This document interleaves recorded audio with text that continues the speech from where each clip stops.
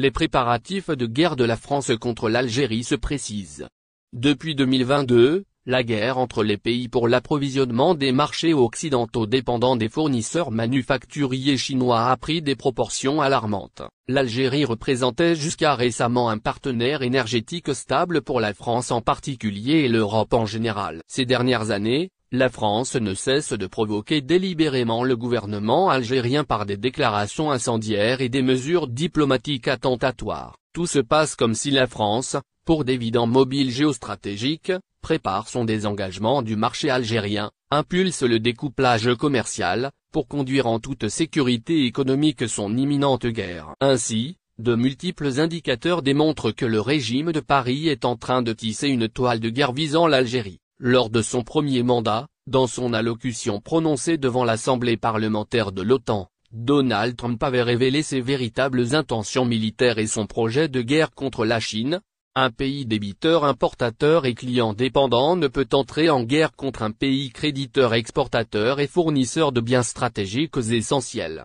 Il visait évidemment la Chine. La crise sanitaire avait donné raison à Trump avec la guerre des masques livrée au début de la pandémie entre les pays occidentaux dépendants pour se procurer la précieuse marchandise auprès de la Chine, principal producteur, donc fournisseur. Au début de la pandémie, en février-mars 2020, les pays occidentaux, désindustrialisés depuis plusieurs décennies, prirent conscience de leur dépendance vis-à-vis de la Chine en matière de fourniture de produits manufacturés indispensables. Depuis 2022, la guerre entre les pays pour l'approvisionnement des marchés occidentaux dépendant des fournisseurs manufacturiers chinois a pris des proportions alarmantes, sans oublier la dépendance vis-à-vis de l'énergie russe, importation momentanément suspendue, du pétrole arabe, des matières premières et provisions des pays du Sud. La dernière dépendance relevée par les pays occidentaux, paralysant de nombreuses entreprises, concerne les composants électroniques fabriqués exclusivement en Asie. Les États-Unis et les pays atlantistes,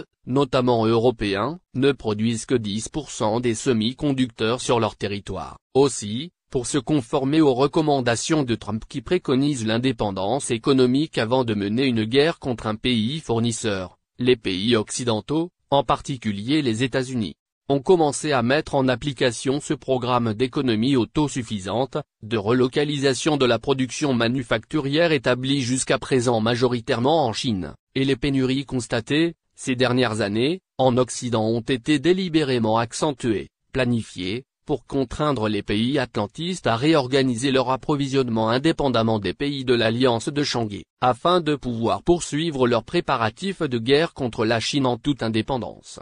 Mais, également, pour justifier la hausse des prix que les prolétaires devront supporter, induisant la baisse de leur pouvoir d'achat, donc la dégradation de leurs conditions sociales, l'affaiblissement de leur résistance, facilitant ainsi leur soumission et leur enrôlement dans la future guerre globale en préparation. C'est dans le cadre de cette stratégie recommandée par Donald Trump qu'il faut inscrire la récente décision de la France et de plusieurs pays européens de privilégier désormais le GNL américain au détriment du gaz algérien. Quoique cette réorientation énergétique s'avère économiquement coûteuse à la France et à l'Europe.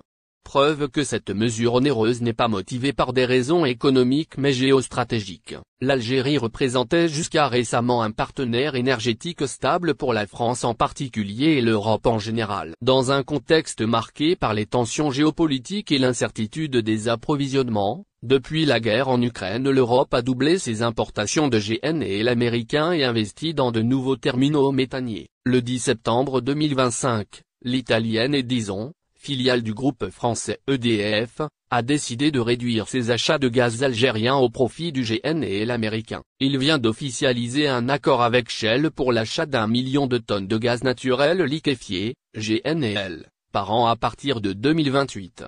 Ce contrat, qui s'étendra sur 15 ans, marque une rupture stratégique. Pour Edison, il vise à réduire sa dépendance à la Libye et à l'Algérie. Edison dispose de 2 contrats d'approvisionnement en gaz par gazoduc arrivant à échéance au cours des 2 prochaines années, avec la Libye et l'Algérie, pour des volumes respectifs de 4 et 1 milliards de mètres cubes par an. Il est très probable que nous réduisions les volumes totaux provenant de ces 2 contrats, avec l'idée de les remplacer par davantage de GNL, a déclaré Nicolas Monti, directeur général d'Edison, en annonçant un accord historique avec Shell pour importer du GNL sur 15 ans, Le groupe italien Edison, contrôlé par le français EDF, envoie un signal fort à l'Algérie, fournisseur historique de l'Europe. Le choix d'Edison de réduire ses importations en provenance d'Alger au profit du GNL américain fragilise la position de l'Algérie sur le marché européen. Les pays européens ont importé, en 2024, 11 millions de tonnes de gaz naturel liquéfié, GNL, algérien, soit 97% des exportations totales du pays, et tout porte à croire que cette stratégie de réorientation énergétique, pour des raisons de préparation de guerre, se généralisera prochainement à d'autres acteurs européens, notamment Enel, Naturgy ou encore les groupes français. Ce revirement vient rappeler, si besoin est, qu'en matière de relations internationales et d'échanges commerciaux il n'y a jamais d'amis, tout juste des alliés partageant des intérêts communs aléatoires et éphémères. Cette réorientation vers le GNL américain se conforme ainsi aux recommandations stratégiques dictées par Trump, qui préconise l'émancipation économique d'un pays fournisseur de biens stratégiques essentiels avant de lui livrer la guerre. Il faut avoir à l'esprit qu'aujourd'hui, en France comme dans nombre de pays atlantistes, c'est la guerre qui dicte le tempo. C'est la guerre qui impose son programme politique meurtrier, son agenda économique militariste, son système de pensée chauviniste et caporaliste. Récession et tensions internationales mondiales obligent. La France belliciste fourbisse ses armes pour se lancer dans une prochaine guerre en préparation contre l'Algérie. Ces dernières années, la France ne cesse de provoquer délibérément le gouvernement algérien par des déclarations incendiaires et des mesures diplomatiques attentatoires. Depuis 2 ans, politiquement et diplomatiquement la guerre est déjà déclarée contre l'Algérie. Sur le plan économique, pendant les 6 premiers mois de l'année 2025 en cours, les échanges commerciaux entre les deux pays se sont fortement dégradés, enregistrant une baisse de 12% par rapport à la même période de 2024. Les importations françaises en provenance d'Algérie, constituées essentiellement d'hydrocarbures, ont baissé de 12%. Et les ventes françaises à l'Algérie ont encore reculé de 13%. Les ventes de produits agricoles, blé et d'élevage sont passées de 300 millions d'euros au premier semestre 2024 à 4 millions d'euros au premier semestre 2025, soit une baisse de moins 99%. Les ventes de produits laitiers ont chuté de 95%. Les exportations françaises de produits alimentaires divers vers l'Algérie ont été aussi divisées par 3 dans la même période. Ainsi, ces baisses ont touché tous les postes d'exportation. Tout se passe comme si la France, pour d'évidents mobiles géostratégiques, prépare son désengagement du marché algérien, impulse le découplage commercial, pour conduire en toute sécurité économique son imminente guerre. Ainsi, de multiples indicateurs démontrent que le régime de Paris est en train de tisser une toile de guerre visant l'Algérie. Une guerre est forcément impopulaire.